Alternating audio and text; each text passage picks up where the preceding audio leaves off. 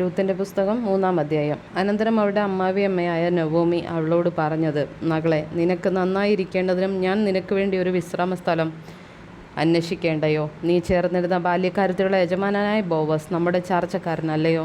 അവൻ ഇന്ന് രാത്രി കളത്തിൽ യവം തൂറ്റുന്നു. ആകയാൽ നീ കുളിച്ച് തൈലം പൂശി വസ്ത്രം ധരിച്ച് കളത്തിൽ ചെല്ലുക. അയാൾ തിന്നു കുടിച്ച് കഴിയും വരെ നിന്നെ കാണരുത്. ഉറങ്ങുവാൻ പോകുമ്പോൾ അവൻ കിടക്കുന്ന സ്ഥലം മനസ്സിലാക്കി ചെന്ന് അവൻ്റെ കാലിന്മേലുള്ള പുതപ്പ് പൊക്കി അവിടെ കിടന്നുകൊള്ളുക. എന്നാൽ നീ എന്തു ചെയ്യണമെന്ന് അവൻ നിനക്ക് പറഞ്ഞു തരും.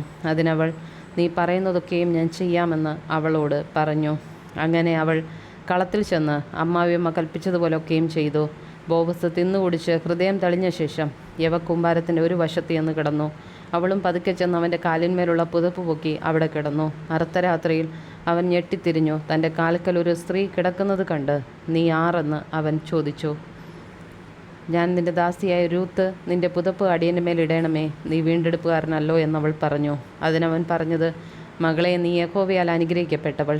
ദരിദ്രന്മാരോ ധനവാന്മാരോ ആയ ബാല്യക്കാരെ നീ പിന്തുടരാതിരിക്കയാൽ ആദ്യത്തേതിൽ അധികം ദയ ഒടുവിൽ കാണിച്ചിരിക്കുന്നു. ആകയാൽ മകളെ, ഭയപ്പെടേണ്ട. നീ ചോദിക്കുന്നതൊക്കെയും ഞാൻ ചെയ്തു തരാം. നീ ഉത്തമ സ്ത്രീ എന്ന് എൻ്റെ ജനമായ പട്ടണക്കാർക്ക് എല്ലാവർക്കും അറിയാം. ഞാൻ നിൻ്റെ വീണ്ടെടുപ്പുകാരൻ എന്നത് സത്യം തന്നെ. എങ്കിലും എന്നേക്കാൾ അടുത്ത ഒരു വീണ്ടെടുപ്പുകാരനുണ്ട്. ഈ രാത്രി താമസിക്കുക. നാളെ അവൻ നിനക്ക് വീണ്ടെടുപ്പുകാരൻ്റെ മുറ നിവർത്തിച്ചാൽ കൊള്ളാം. അവൻ നിവർത്തിക്കട്ടെ. വീണ്ടെടുപ്പുകാരൻ്റെ മുറ നിവർത്തിപ്പാൻ അവന് മനസ്സില്ലെങ്കിലോ, യഹോവയാണോ, ഞാൻ നിനക്ക് വീണ്ടെടുപ്പുകാരൻ്റെ മുറ നിവർത്തിച്ചു തരും. രാവിലെ വരെ കിടന്നുകൊള്ളുക. അങ്ങനെ അവൾ രാവിലെ വരെ അവൻ്റെ കാൽക്കൽ കിടന്നു. ഒരു സ്ത്രീ കളത്തിൽ വന്നതെന്ന് ആരും അറിയരുതെന്ന് അവൻ പറഞ്ഞിരുന്നത് കൊണ്ട് ആളറിയാകും മുമ്പേ അവൾ എഴുന്നേറ്റു.